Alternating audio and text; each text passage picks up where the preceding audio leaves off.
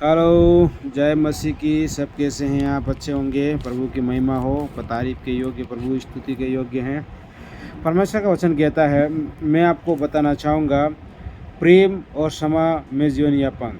ऐसा करने से क्या होता है, जब हमारे बीमारी नहीं आती है, अगर हमारी बीमारी आ रही है, रुकावट आ रही है, जब हम परमेश्वर के वचन को नहीं मानते हैं, प्रेम और क्षमा नहीं करते, तो हमारे जीवन में बीमारी नहीं जाएगी। लेकिन जब प्रेम और क्षमा करते, तो हमारे जीवन से बीमारियाँ चली जाती है। आइए हम वचन का मरकुस 25-26, परमेश्वर का वचन इस प्रकार से बोलता है, और जब कभी तुम खड़े हुए प्रार्थना करते हैं वो, तो यदि तुम्हारे मन में किसी के प्रति कुछ विरोध हो, तो क्षमा करो, इसलिए कि तुम्हारा स्वर्गीय पिता भी तुम्हें अपराध क्षमा करेगा। देखो, परमेश्वर का वचन कहता है मरकुस 11:25 में, और जब कभी जब हम खड़े होते हैं, प्रार्थना के लिए तैयार होते हैं, और कहता है, तो परमेश्वर का वचन कहता है कि तो यदि तुम्हारे मन में किसी के प्रति कुछ विरोध हो, हमारे जीवन अगर विरोध है, हमें क्षमा करना है। किसी के प्रति हमने कुछ गलत किया है, धोखा दिया है, समस्या किया है, कुछ भी किया है, उन्हें क्षमा करें,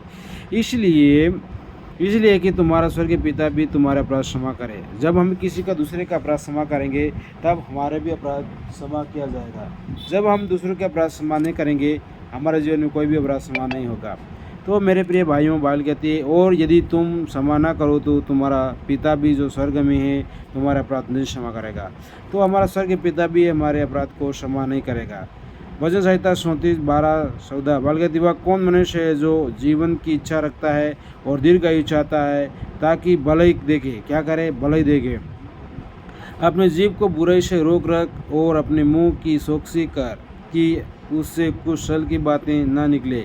बुराई को छोड़ और भलाई कर, मेल को ढूंढो और उसका पीछा करो। बाइबल कहती, वह कौन मनुष्य है जो जीवन की इच्छा रखता है। अगर हम जीवन की इच्छा रखे हैं, तो हमें भलाई करना चाहिए। क्या करना चाहिए? भलाई। और दीर्घायु चाहता है, ताकि भलाई देखे। अगर हमें दीर्घायु से लंबा जीवन जीना है, अच्छा देखना है, हमारा कल्याण देखना है, हमें भलाई करना है। क्या करना है? भलाई। वो लिखा, अपने जीभ को बुराई से रोके। हमें दीर्घायु देखना है, जीवन अच्छा जीना है, तो हमें क्या करना है? जीभ को वश में करना है। जीभ अपने कुछ भी नहीं बोल पाए, जीभ सही बोल नहीं पाए, और अपने मुंह को चौकसी कर कि उससे सल की बातें निकले। हमें क्या करना है? सल की बातें नहीं निकलनी चाहिए हमारे। बुराई का छोड़ और भलाई कर। बुराई को छोड़कर हमें क्या करना? भलाई करना। मेल को ढूंढो और उसी का पीछा करा। हमें मेल को ढूंढना है और उसी का पीछा करना चाहिए। मेल को ढूंढ के हमें उसी का उसको ही देखना चाहिए। फर्स्ट पतरस 3:10-11 कहता है, क्योंकि जो कोई जीवन की इच्छा रखता है और अच्छे दिन देखना चाहता है, वह अपने जीभ को बुराई से और अपने होठों को छल की बातों से रोके। हमें क्या करना है? हमारे जीवन में हमारे होठ को, हमारे जीवन को सही बोलना है। अगर हम सही बोलेंगे, हमारे जीवन से सारी प्रकार की रुकावटें, सारी प्रकार की समस्या हमारे जीवन से चली जाएगी। और परमेश्वर का कहता है, जब हम सही बोलेंगे, किसी का विरोध नहीं होगा। लड़ाई झगड़े सब कुछ बोलने के द्वारा होता है। बहुत सारी बातें बोलने के द्वारा होती है। तो जो हम बोलते हैं, जो हमारे जीवन में सोचते हैं, वही हम बोल पाते हैं।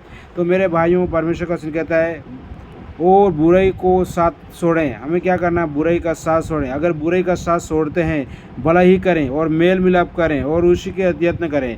अगर हम मेल मिलाप करते हैं, बुराई को छोड़ते हैं, तो परमेश्वर हमें चंगाई और छुटकारों से भरता है। परमेश्वर अपनी महिमा और सामर्थ्य से भरता है। परमेश्वर अपने लहू से भरता है। परमेश्वर अपने अनुग्रह से भरता है।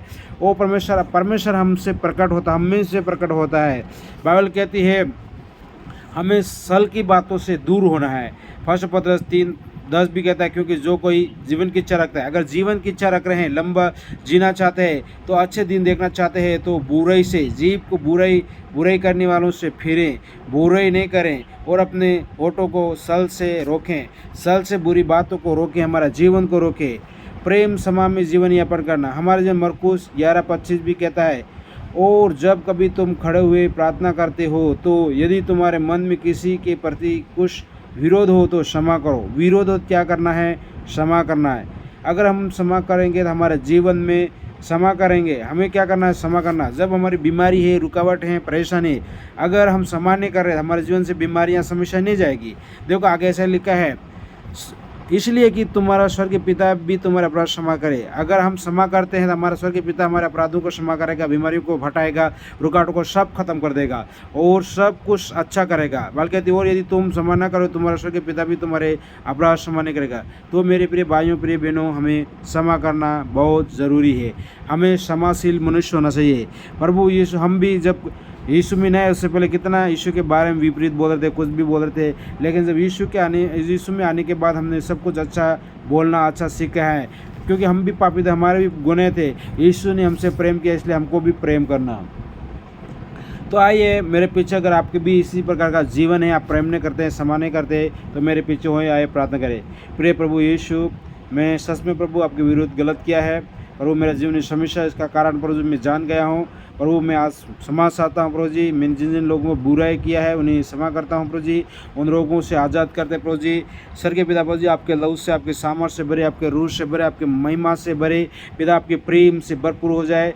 मैं धन्यवाद करता प्रभु जी, जो भी मेरे साथ जो प्रार्थना में सुन रहे हैं, ओ प्रभु जी यीशु मसीह नासरी का उनकी बीमारियाँ रोग खत्म हो जाए, उनके सारे पाप क्षमा हो जाए। मैं दिल से प्रभु विश्वास करता प्रभु जी, मैं हर एक को माफ़ करता यीशु मसीह नासरी के नाम में, ओ प्रभु यीशु के नाम में। धन्यवाद करता प्रभु जी, मैं धन्यवाद करता प्रभु, जितने भी लोग बीमार तकलीफ में प्रभु जिन्हें क्षमा किया है, क्षमा मांगा है प्रभु यीशु के नाम, का जीवन स्वस्थ और शुद्ध हो जाए यीशु के नाम में। आमीन आमीन आमीन।